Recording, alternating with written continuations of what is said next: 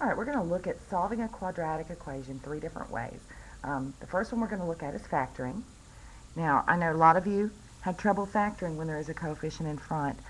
So one way we've talked about that you can do that is using factoring by grouping, which can be done by using a box. Now, the multiplication box is what you would get if you multiplied the binomial by having each of the binomial terms on the outside and just multiplying them together. Now we know that we'll always end up with 2x squared when we multiply our first two terms. And we know that the last one comes when we multiply the last terms of our binomials. But these two are the ones that are kind of tricky to get. Now, we know that these two are going to add to be negative 5x. But the neat thing is that they're going to multiply together to be the same thing as the other diagonal. So if we multiply the other diagonal, it's going to be negative 6x squared. So we need to think about what two things multiply to be negative 6x squared, but add to be negative 5x. Well, that's easy. That's negative 6x and a positive 1x. Now, what would have had to have been out here to multiply into both of those? Well, that's 2x. 2x times what? It gave me 2x squared. That'd have to be an x. 2x times what is negative 6x? That'd be a negative 3. X times what gives me a positive 1x? Positive 1. Positive 1 times negative 3 does give me negative 3. So this is factored correctly. So we'd have 2x plus 1 and x minus 3. So when we're solving those, remember that the original equation was set equal to 0. So when we have two things that multiply together to give me 0, that means one of them has to be 0. Either 2x plus 1 is 0 or x minus 3 is 0. In this case, if we subtract the 1, we get 2x equals negative 1, so x equals negative 1/2. And in this case, that one's really easy. That's x equals 3. Now, let's look at the same problem, but let's do it with completing the square.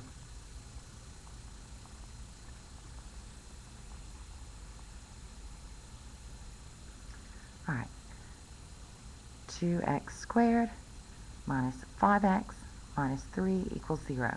Now we don't like to have a leading coefficient when we're completing the square. So let's just divide through everything by 2. I'll get x squared minus 5/2 x minus 3/2 equals 0. Now, this is not going to be the proper term to complete the square. I know that already, so I'm just going to move it to the other side for a second.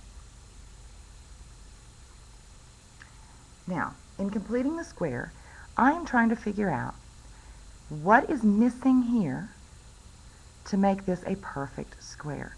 Now, whatever I add here, I must add to the other side as well. All right, now I know it's going to be x, and it's going to be minus something. Now, the term that fits here is always half of whatever I have here. So what's half of 5/2? Well, if I have trouble, I can go to the side. Half of 5/2 is going to be 5/4. Now, completing the square, whatever fits here is this number squared. So when I square that, even if it's a negative, negative 5 squared is going to be a positive 25, and 4 squared is going to be 16. So I'm going to add that to both sides. Now, on the right side, to add two fractions together, they have to have a common denominator. So, to have a common denominator, I'm going to need to multiply this fraction by 8 over 8, which is a form of 1. If I multiply by 8 over 8, I will get 24 over 16 plus 25 over 16, which gives me 49 over 16. Now, to undo something squared, we take the square root of both sides. Now, when you take the square root of both sides, you must remember that there's always that option for a positive or a negative answer. Ooh, this one's working out very nicely because I see that I have perfect squares in the numerator and the denominator. That's going to give me square root of 49 is 7, square root of 16 is 4. Now, all I have to do is add the 5/4 to the other side. X equals 5/4 plus or minus 7/4. That really means I have two answers. One option is x equals 5/4 plus 7/4. That gives me 12/4, which is 3. The other option is subtraction. So 5/4 minus 7/4 is going to give me a negative 2/4, which reduces to negative 1/2. Notice that we got the same exact answers. Now, the last way I want to review is using the quadratic formula, because I've seen some people having trouble using the quadratic formula. Let's start by writing down what the quadratic formula is.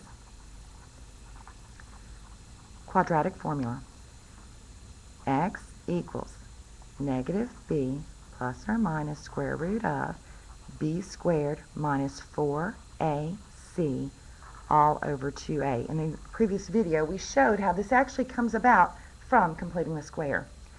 Now, let's look at our equation and make sure we remember which one is which. Well, the first coefficient is a, second coefficient is b, and the last coefficient is c. So when we plug these in, negative b plus or minus square root of b squared minus 4 times a times c all over 2 times a.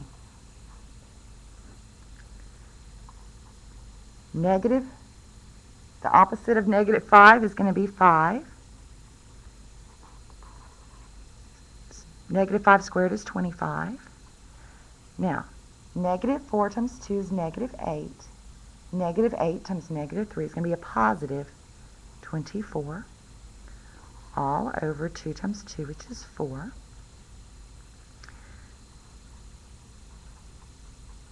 $25 plus 24 is 49. And notice we already have the plus or minus here. Square root of 49 is 7. Guess what? We end up with the same exact thing. 5 plus 7 would have been 12. So one option is to have 12/4, which is 3.